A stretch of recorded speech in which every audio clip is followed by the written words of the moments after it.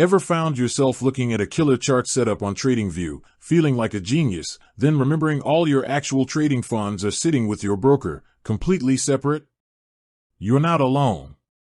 It's a common misconception that because you can trade on TradingView, you can also directly withdraw money from it. But here's the truth, TradingView isn't a broker, and understanding that distinction is key to getting your hands on your hard-earned profits.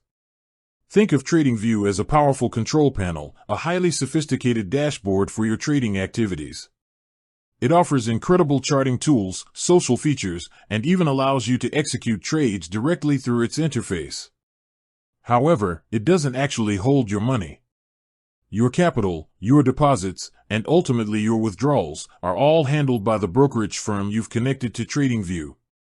So, how do you withdraw money when TradingView is part of your trading workflow?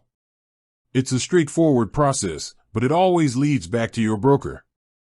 The first, and most crucial, step is to identify which brokerage account you've linked to your TradingView profile. Whether it's OANDA, ACAP, Black Bull Markets, TradeStation, or any other supported broker, that's where your funds reside. TradingView simply acts as the bridge that allows you to manage those funds and execute trades from its platform.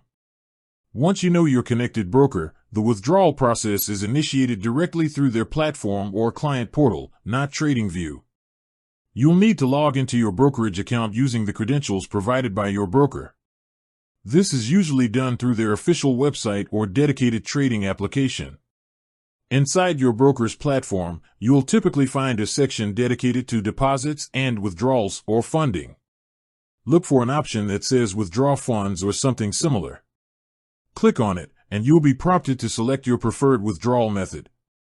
Common options usually include bank transfers, wire transfers, or ACH, credit/debit card withdrawals, often limited to the amount originally deposited via card, and sometimes e-wallets like Skrill or Neteller, depending on your broker and region.